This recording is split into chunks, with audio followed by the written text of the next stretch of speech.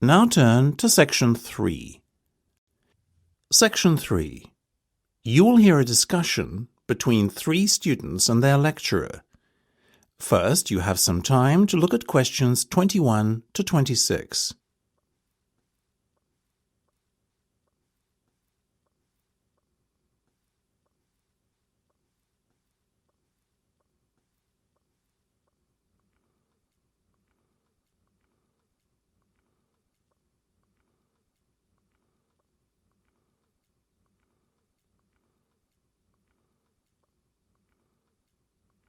Now listen carefully and answer questions 21 to 26. That's right. I started out working as a researcher in Kelheim Laboratories, though it's a long time ago now. What was it like then? Starting out, I mean. That'll be us next year. It largely depends on your work environment, really.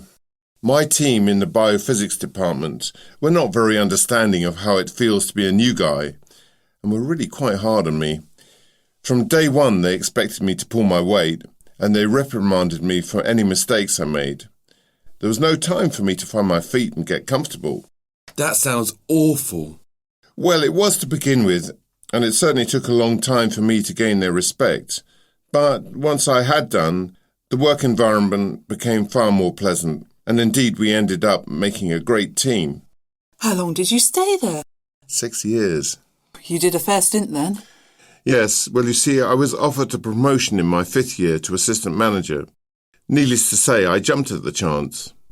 I had got to know the manager really well during my time there, though, and I knew, based on how quick he was to point out what you were doing wrong all the time, that it would be a challenge to have to work closely with him. But I've never been one not to accept a challenge. So how did you and he get on? Well, it didn't matter, as he was only there another 6 months.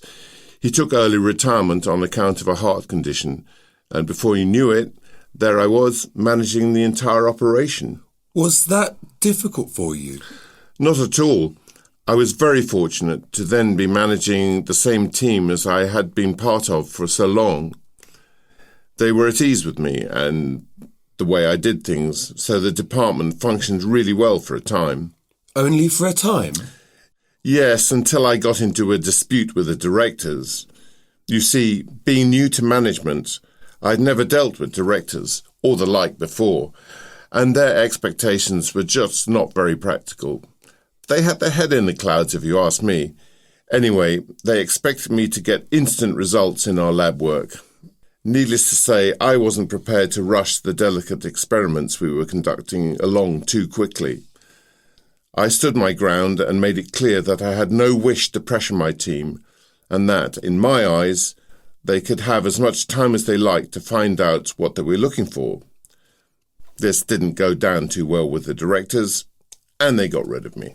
You mean you were sacked? In a manner of speaking. Well, they told me to leave of my own accord or I would be removed. I left. And is that when you started to lecture? Yes, and I've been doing it ever since. When I first arrived, Dr. Michael Stout was still a member of staff here. You mean the programme director? Well, he wasn't back then. I have Michael to thank for showing me the ropes. He was very considerate of the new faculty members and assisted me no end. And now, here I am, 20 years a lecturer. How time flies. Well, sir, we're very glad to have you as ours, that's for sure. Yeah, you make all the stuff sound so interesting, unlike some of them. Couldn't agree more. Honestly, I almost fall asleep in the other classes. Now, come on. I'm neither that good, nor are your other lecturers that bad. Before you hear the rest of the discussion, you have some time to look at questions 27 to 30.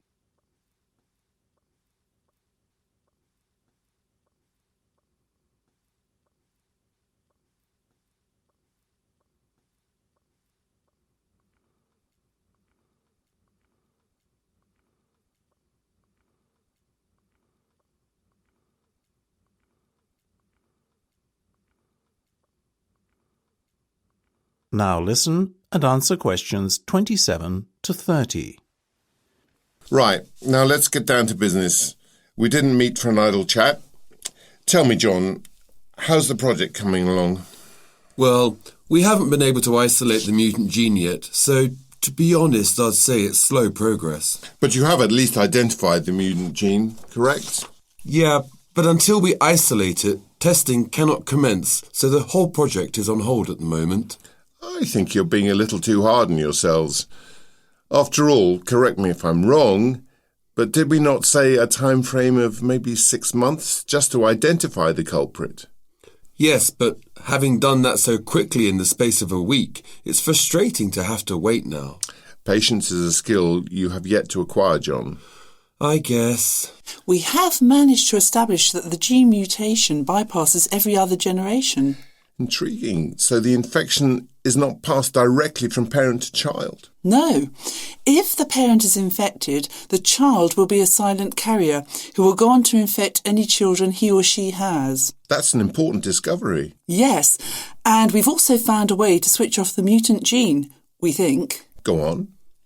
One of the volunteers we have been studying was a carrier 6 months ago, but the mutation is no longer in his DNA.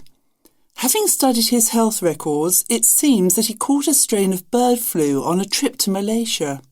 He had a near-death experience, but has since made a full recovery.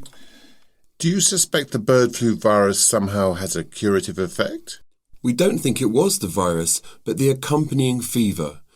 His body temperature was raised to 105.